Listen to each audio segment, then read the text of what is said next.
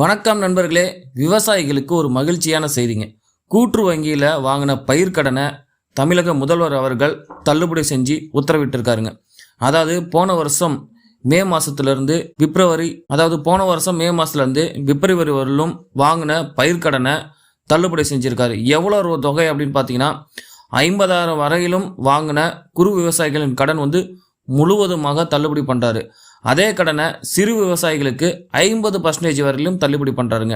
ஒருவேளை 50,000 to 60,000 வரையிலும் குறு விவசாயிகள் வாங்கியிருந்தாங்க அப்படின்னா 40,000 தள்ளுபடி பண்ணியிருக்காருங்க.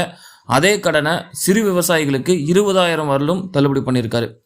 ஒருவேளை கடன் 60,000 to 70,000 வரலும் வாங்கியிருந்தாங்க அப்படின்னா 30,000 வரையிலும் குறு விவசாயிகளுக்கு தள்ளுபடி பண்ணுறாரு.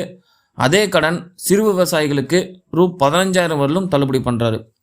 கடன் தொகை ஒருவேளை 70,000 to 80,000 வரலும் வாங்கியிருந்தாங்க அப்படின்னா குறு விவசாயிகளுக்கு 20,000 வரலும் தள்ளுபடி பண்ணுறாரு.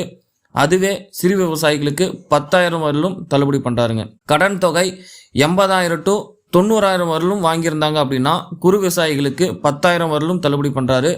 அதே கடன் சிறு விவசாயிகளுக்கு பார்த்தீங்கன்னா 5,000 வரலும் தள்ளுபடி பண்ணுறாரு. கடன் தொகை 90,000 to 1,00,000 வரலும் வாங்கியிருந்தாங்க அப்படின்னா குறு விவசாயிகளுக்கு 10,000 வரை தள்ளுபடி பண்ணுறாரு. அதே தொகை சிறு விவசாயிகள் வாங்கியிருந்தாங்க அப்படின்னா 5,000 வரலும் தள்ளுபடி பண்ணுறாருங்க. கடன் தொகை 1,00,000க்கு மேலே வாங்கியிருந்தாங்க அப்படின்னா குறு விவசாயிகளுக்கு 5,000 வரலும் தள்ளுபடி பண்ணுறாரு. அதே தொகை சிறு விவசாயிகளுக்கு 5,000 வரை தள்ளுபடி பண்ணுறாரு. இது இல்லாமல் கூட்டுறவு வங்கிகள் மூலம் பயிர்க்கடன் பெற்ற இதர பெரு விவசாயிகள் இருக்காங்க இல்லைங்களா, எல்லாருக்குமே தலா 5,000 வரலும் தள்ளுபடி பண்ணியிருக்காரு பயிர்க்கடனை.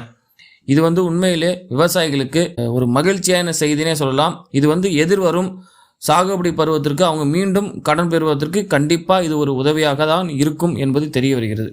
நன்றி.